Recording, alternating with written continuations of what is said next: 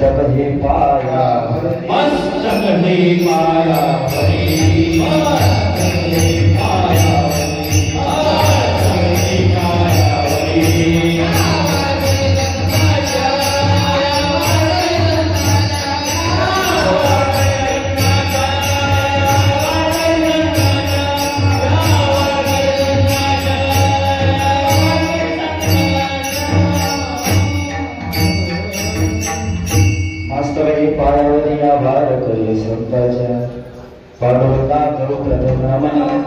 दुसरे चरण संदाची बाबाजी सद्गुरुदास दुखा त्यांच्या कृपाने या कथेचा उद्धार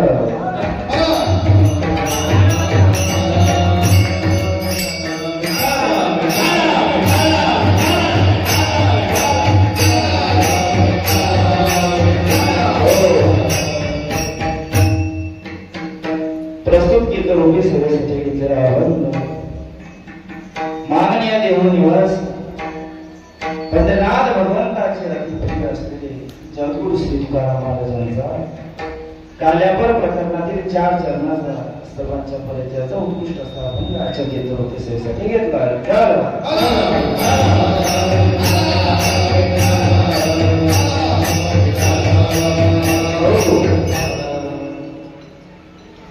अभंग काल्यापर प्रकरणातील आणि कीर्तनाला सुरुवात करण्याआधी थोडासा अल्पसा परिहार देणं हे वारकरी संप्रदायाच्या नियमानुसार संतांनी मंडळाधिकाऱ्यांचे नियम त्यानुसार अल्पसा पर्याय त्या कीर्तनकाराच्या आद्य कर्तव्य तो असा 13 एप्रिल पासून ते 20 एप्रिल पर्यंत चालत आलेला हा भव्य दिव्य असा हरिनाम सप्ताह श्रीमद भागवत कथा संगीत ज्ञान यज्ञ सप्ताह आणि त्या सप्त्याची काय आहे संता आणि अगदी आता शेवटच्या टप्प्यामध्ये आपण आलो कथेच्या प्रथम दिवशी नामपर प्रकरणातील अभंग घेतले जातात कथेच्या दुसऱ्या दिवशी संतबल प्रकरणातील घेतले जातात नंतर 5व्या दिवशी उपदेश 6व्या दिवशी उपदेश आणि 7व्या दिवशी मागणी एक तुझा प्रति आहे देश त्याची पाहिजे पांडुरंगा भगवंताला मागणं मागायचं आहे देवा 7 दिवसामध्ये आम्ही तुझ्या दरबारामध्ये भगवान परमात्मा श्री कृष्णाची कथा श्रवण करण्याला आलो आहे आणि त्याचे फळ आम्हाला तू 7व्या दिवशी आणि कथेचे 8व्या दिवशी काल्यापर प्रकरण कारण हे काल्याचं कीर्तन कसं आहे परिपूर्ण आहे कसं आहे परिपूर्ण आहे आता प्रथम दिवशी नामपर प्रकरणामध्ये 7व्या दिवसामध्ये कीर्तन घेतलेलं त्यामध्ये इतर गोष्टीचा त्या कीर्तनामध्ये समावेश असतो आशिष महाराजांच्या घरच्या गोष्टी सांगते ते तुमच्या घरच्या गोष्टी सांगते समाजातल्या इतर विषय आपल्याला कीर्तनामध्ये मांडता येतो पण वारकरी संप्रदायाच्या अधिकारानुसार काल्याच्या कीर्तनामध्ये फक्त केवळ काय उच्चारावं लागतं चरित्र देवोच्चारावे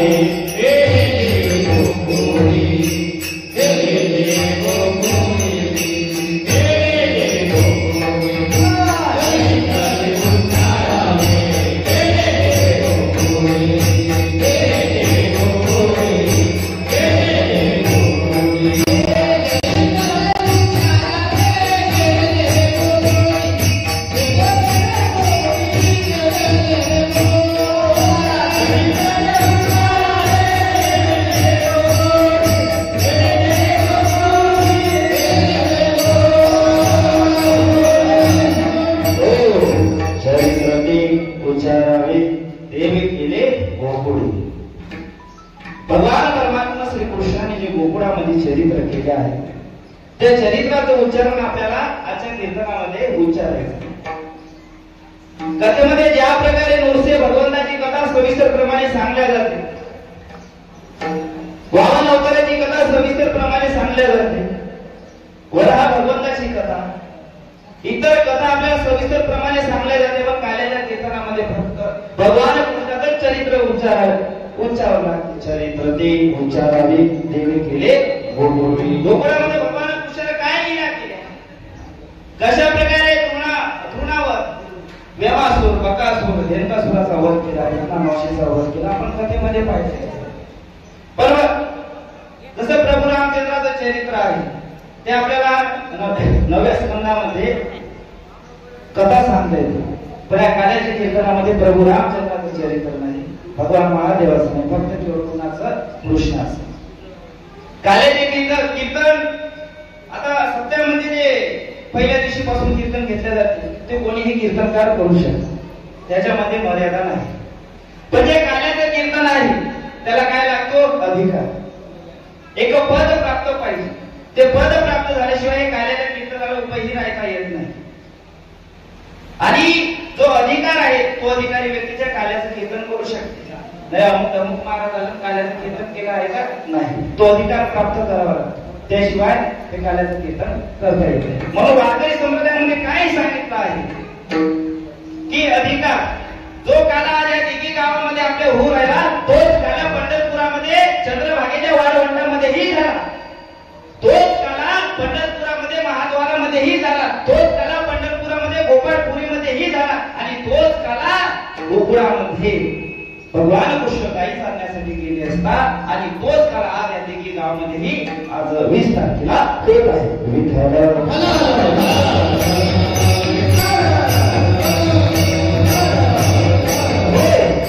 आज आपल्याला इतर गोष्टीचा उच्चार न करता, इतर विषय न घेता आपल्याला फक्त भगवान परमात्मा श्रीकृष्णाचा विषय मांडायचा की भगवान कृष्णाने हा काला म्हणजे काय. सर्वप्रथम अभंग लक्षात घ्या.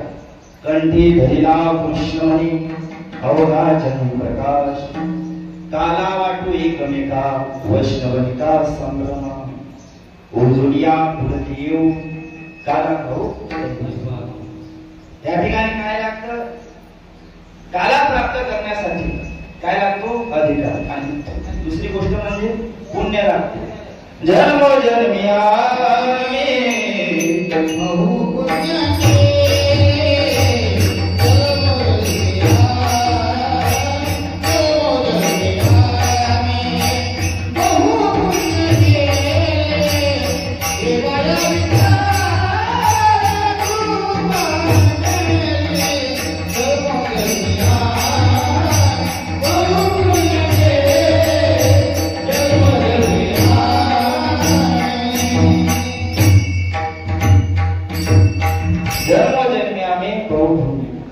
आपल्या जन्माचे पुण्य आहे, त्यावेळेस कुठे आपण काला प्राप्त करण्यासाठी आलो आहे. आता काल्याचा अर्थ काय आहे, जीव शिव सम दोघे एक. जोपर्यंत भक्त आणि कृष्ण एकत्र येत नाही तोपर्यंत काला होईल. आता महाराज आहे, तुम्ही सर्व उपस्थित आहे, काय बोलायला काला. आता काल्यामध्ये काय काय आणलं, कोणी लाया आणल्या, कोणी मुरमुरे आणले, कोणी पोहे आणले, कोणी दही आणले, नाही का.